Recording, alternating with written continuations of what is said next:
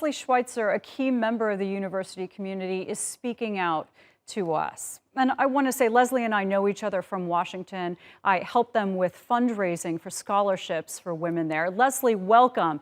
I know you landed in Doha recently. Tell us candidly what this experience has been over the past few days. I know it's been harrowing. Thank you, Michelle. I really appreciate you, this interview. It's so important to raise the awareness of the significance of this university. And as you said, it is truly soft power. It is the legacy that we have left behind in Afghanistan. And today happens to be the 5th anniversary of the complex terrorist attack that we had that killed 15 of our people, 7 students, guards, et cetera. So I think at that point we thought it couldn't get any lower. And we reopened, if you recall, 6 months later with more students than we had before the attack. So this situation is just horrendous. I've been here yesterday. I visited some of our students who are now being sheltered here in Doha. The Qatar government has been incredible to let many refugees into the country. And certainly our students, they're being very well cared for. When I met some yesterday, one of them said, I left with nothing except my passport and some Afghan dust. And interestingly enough, the way they're being so well taken care of, I visited the command center there, and they have a room with everything from toothbrushes to shoes to make our students and the other refugees comfortable. Our girls are sad to have left their family. They are determined to continue their education, and we're not closing. We had a plan prior to all of this of expanding through branch campuses around the world to be able to give our students more of an international education. And we had the plans to start a branch campus here in Doha at Education City with the vision that they could take classes at Northwestern or Georgetown or Carnegie Mellon or Cornell in classes and subjects that we didn't have the bandwidth to offer. We are going to make a hub here in Doha with our branch campuses around the world until we can return to our campus in Kabul, whenever Leslie, that might be. this has just been a disaster. How many people have you been able to get out? How many people are you still trying to get out? And has the U.S. government been helpful? We have 1,200 people that we need to get out. These include students, alumni, faculty, and national staff.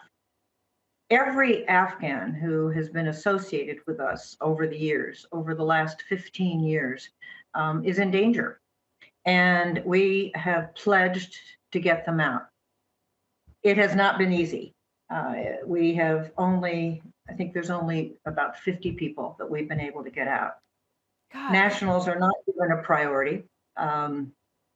And we've been told that this might change in the near future, that there might be a more streamlined way to get our people out. We have a very sophisticated method of communicating. We've been successful in trying to allay the fears of all of our people, trying to get rid of rumors and misinformation, and to let them know that our absolute #1 goal is to get them out of the country and get them safe. So I can't tell you how many hours a day it's taken for this amazing group of people that are helping us.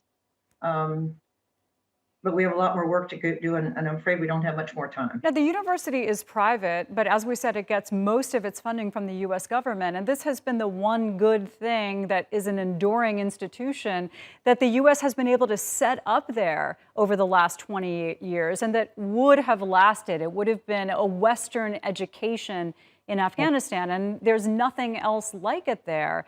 I mean, is there nothing more that the members of the U.S. government can do to help these people who, as you said, are now targets to get out of there in time before that deadline?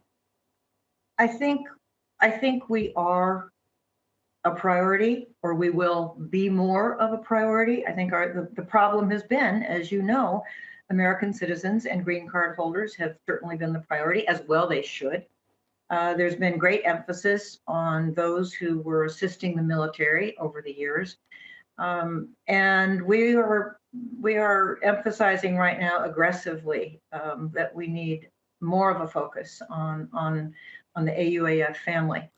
These students, as you well know, because you've been supporting them, they had to have courage to leave their families, leave their provinces, and come to a co-ed American university.